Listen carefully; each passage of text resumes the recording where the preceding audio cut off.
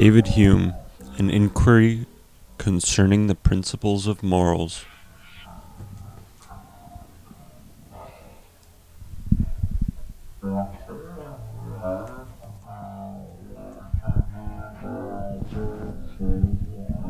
Assembled angels and ye powers returned from unsuccessful charge. Be not dismayed, nor troubled at these tidings from the earth, which your sincerest care could not prevent, foretold so lately what would come to pass when first this tempter crossed the gulf from hell. Section 1 of the General Principles of Morals. Disputes with men pertinaciously obstinate in their principles are of all others the most irksome, except perhaps those with persons entirely disingenuous, who really do not believe the opinions they defend, but engage in the controversy from affectation, from a spirit of opposition, or from a desire of showing wit and ingenuity superior to the rest of mankind.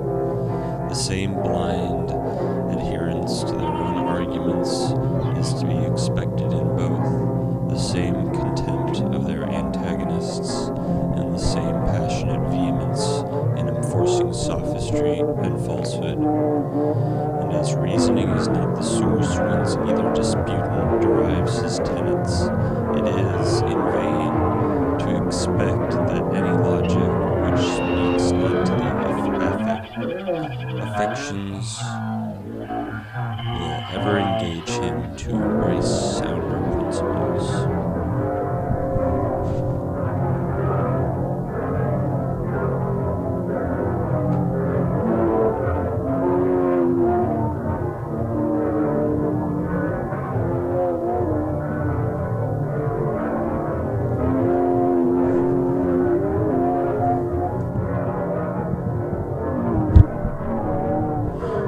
The gift.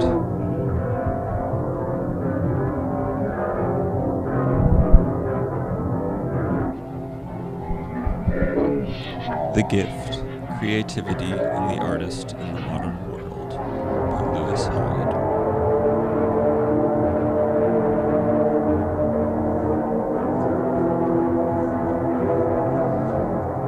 Thou that hast given so much to me, give one thing more, a grateful heart.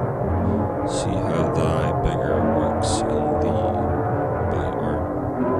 He makes thy gifts occasion more, and says, if he in this be crossed, all thou hast given him heretofore is lost. George Herbert, from Gratefulness, 1633. This is one of those things we mean to say, it seems to me, when we speak of a person of strong imagination as being, quote, gifted. In Biographia Literaria, Coleridge describes the imagination as essentially vital and takes as its hallmark its ability to shape into one, an ability he named the, quote, the symplastic power. The imagination has the power to assemble the elements of our experience into coherent, lively wholes. It has a gift.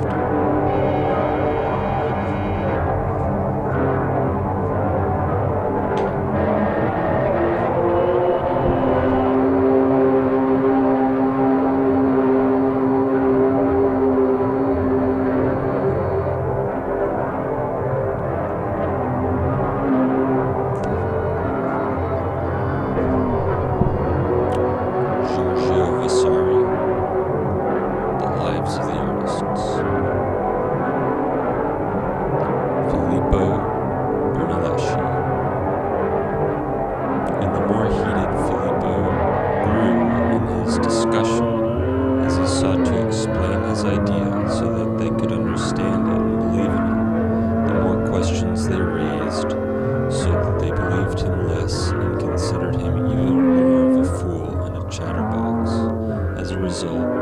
They dismissed him several times, but in the end he refused to leave and was carried out bodily from the hearing by several young men, with everyone considering him to be completely crazy. This disgraceful experience was the reason why Filippo later had to declare that he did not have the courage to pass through the streets of the city for fear of hearing people say, "Look, there goes the madman."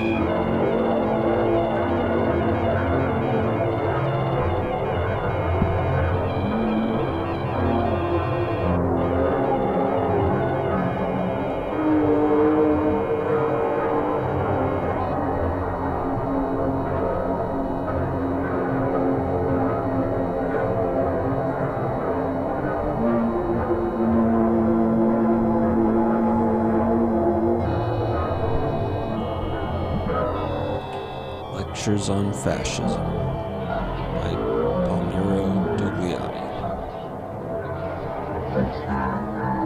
Lecture 6. The Topolo Varo.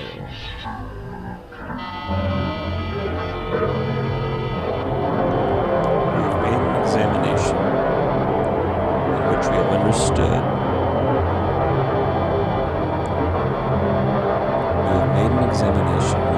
underscored the differences which exist among fascism's various mass organizations, and we have seen how, on the basis of these differences, we determine our tactics, our stance, and the forms to adopt.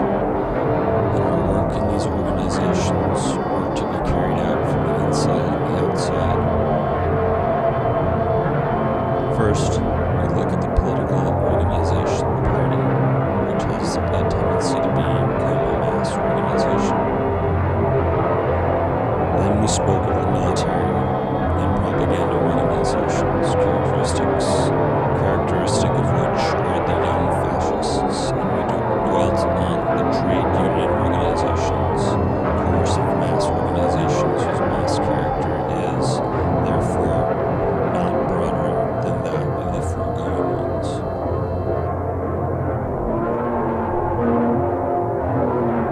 The Barber of Seville by Beaumarchais.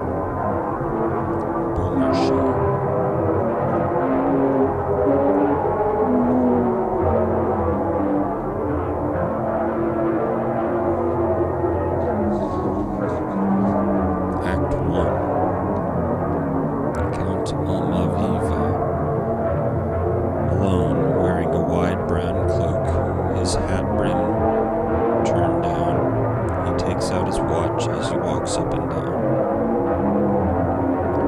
Count Almaviva. Not so late as I thought. It's still not quite her usual time for appearing at the lattice. No matter. Better arrive too early than miss the one moment for seeing her. If any of my acquaintance at court were to spy me now, 100 leagues from Madrid, and hanging about every morning under the windows of a woman I've never even spoken to, they take me for a Spaniard of Isabella's town. And why not? We all run after happiness, and mine lies in Rosine's affection, but fancy following a woman to Seville, when Madrid and the court offer such a variety of easily won pleasures. That's just what I'm trying to get away from. I'm weary of the conquests that self-interest or habit or vanity present us in an unending succession.